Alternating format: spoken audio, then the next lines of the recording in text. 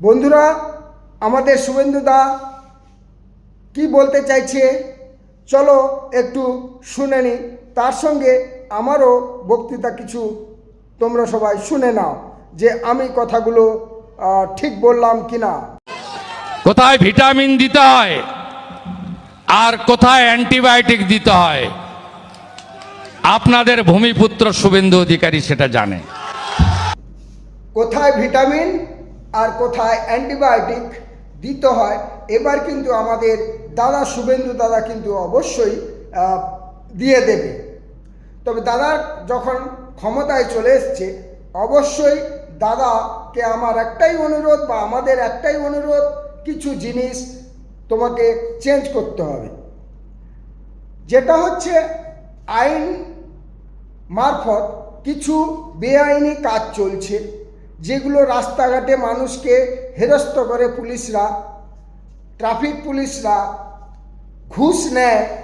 এই ঘুষ নেওয়া অবশ্যই বন্ধ করতে হবে। আর যেগুলো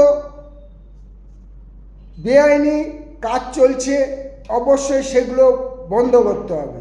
যারা ঘুষ নেবে তাদেরকে কিন্তু অবশ্যই সাসপেন্ড করার ব্যবস্থা রাখতে হবে। থানায় প্রচুর পুলিশ, আমাকে লোক বলছিল গেট লাগিয়ে বসে আছে। পুলিশটাকে যদি সরিয়ে দেওয়া হয় না, আপনাদের পিঠের চামড়া তুলে নিবে জনগণ।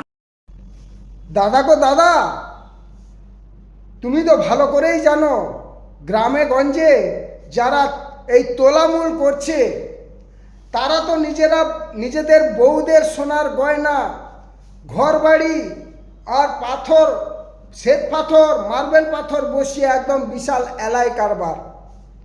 আবার কিছু কিছু মানুষ আছে তারা কিন্তু পয়সাগুলো ব্যাংকে জমা রেখে দিয়েছে, সেটা পরে উঠে খাবে বা তো কিছু একটা কাজে লাগাবে।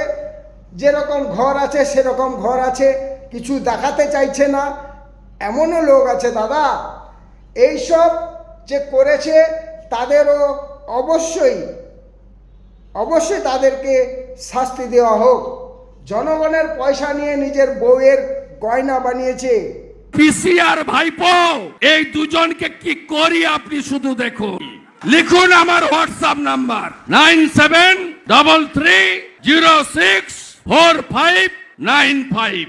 যেখানে জমায়েত করবে তোলামূল এরিয়ার নাম লিখে টাইপ করে পাঠাবেন। বুথ নাম্বার, পোলিং স্টেশনের নাম, পুলিশ স্টেশনের নাম। আমি যদি 15 মিনিটের মধ্যে সেন্ট্রাল প্যারামিলিটারি ফোর্সের কিউআরটি পাঠিয়ে ওদের সোজা করে দিতে না পারি। যদি তোমাদেরকে আমার এই ভিডিওটা ভালো লাগে, আমার কথাগুলো যদি ভালো লাগে, অবশ্যই তোমরা লাইক শেয়ার কমেন্ট শেয়ার করে অবশ্যই পাশে থাকবে। জয় শ্রীরাম।